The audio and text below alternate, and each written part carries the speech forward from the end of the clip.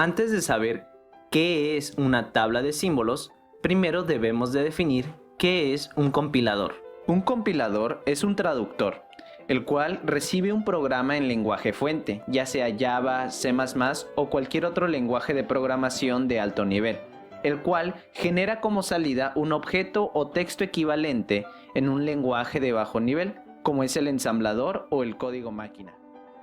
El compilador necesita gestionar la información que va encontrando en el programa fuente, como lo son las variables, los tipos de funciones, las clases, etc.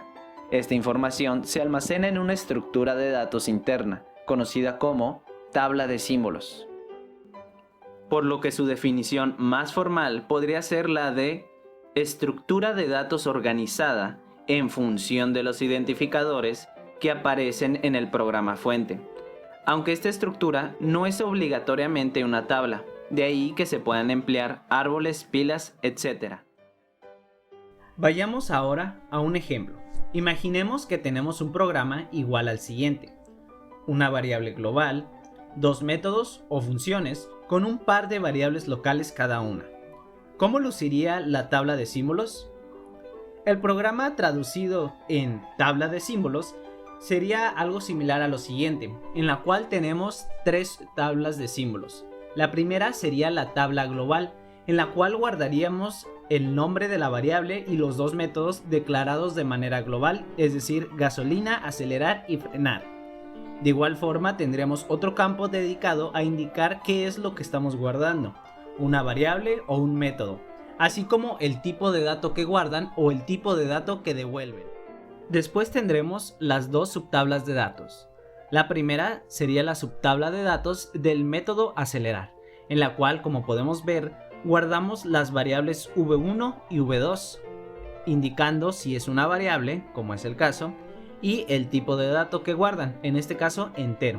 Después repetimos este mismo procedimiento, pero en el método de frenar, guardando las variables v3 y v4 e indicando las mismas características.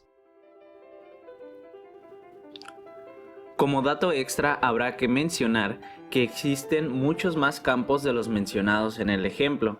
De ahí que en algunas bibliografías se les consulte como tabla de símbolos y de direcciones, ya que muchas veces se agrega un campo llamado direcciones, en donde se asigna un código a la posición relativa en donde se encuentra ubicada la variable en memoria.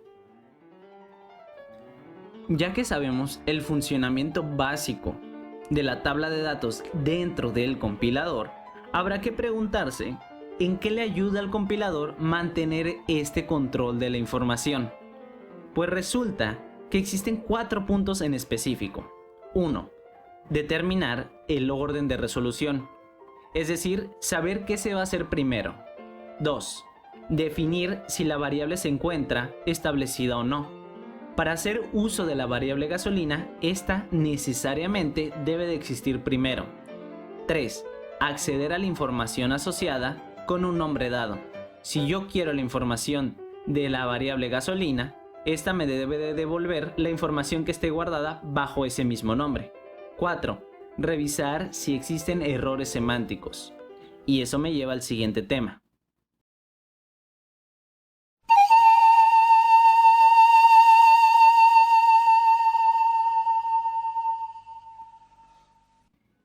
El análisis semántico es una de las partes importantes del proceso de compilación, y este trata de determinar si el significado de las diferentes instrucciones del programa es válido.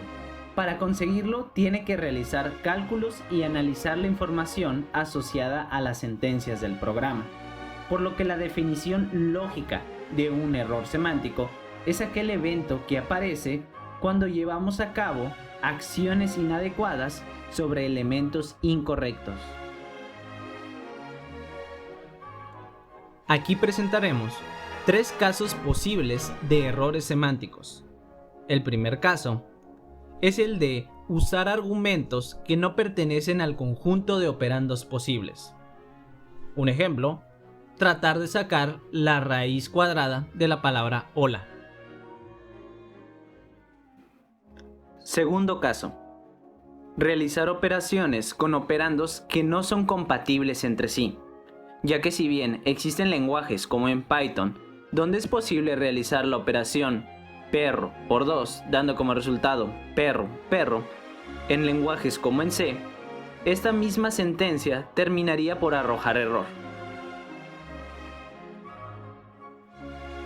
Tercer caso, los tipos de dato no son consistentes. Esto sucede cuando intentamos guardar en una variable, por ejemplo, de tipo entera, una palabra que es de tipo string o tipo cadena.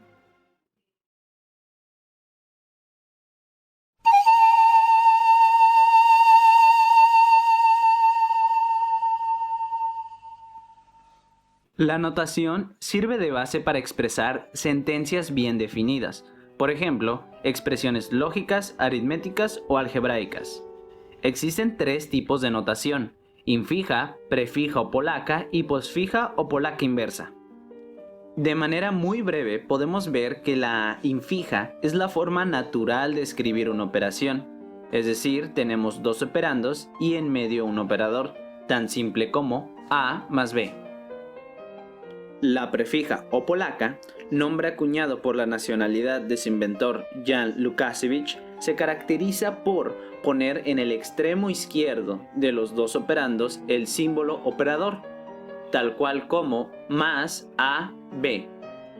Y la notación posfija o polaca inversa, por su parte, ubica en el extremo derecho de los 2 operandos el operador, que es igual a B, más.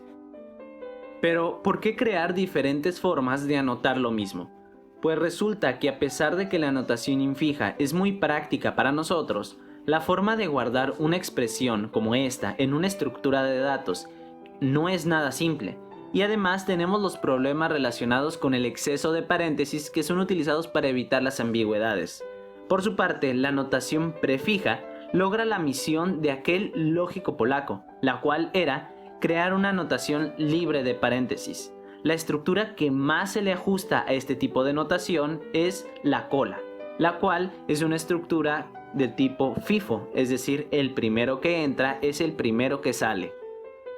Mientras que la notación posfija es una alternativa a la polaca, ya que aunque hereda la característica principal de ser libre de paréntesis, esta es especialmente útil para lenguajes de programación basados en pilas. Es decir, este es fácil de guardar en estructuras del tipo LIFO, aquellas en las que lo último que entra es lo primero que sale. Y ya por último, un ejemplo para que amarre, en la cual vamos a traducir una operación expresada de manera infija a posfija, en la cual es importante denotar que haremos uso de la jerarquía de operaciones. Así que iniciemos. La expresión infija es X más Z por W. Lo primero que debemos de hacer es identificar cuáles son las operaciones. En este caso serían las de suma y multiplicación. Según la jerarquía de operaciones, la más importante es la multiplicación, por lo que será el primer símbolo que pasemos a la extrema derecha de sus 2 operandos. Los 2 operandos de la multiplicación son Z por W, por lo cual pasaremos a la extrema derecha de estos dos el símbolo de multiplicación, dejándonos la expresión como se muestra: X más ZW signo de multiplicación. Ahora realizaremos este mismo paso con el símbolo de suma, en la cual tenemos sus 2 operandos que son X más el resultado de la multiplicación de Z por W, dejándonos una expresión igual a la siguiente: X, Z, W, símbolo de multiplicación y suma. Por mi parte ha sido todo. Mi nombre es Daniel Ramos Rivera. Espero que te haya gustado el video.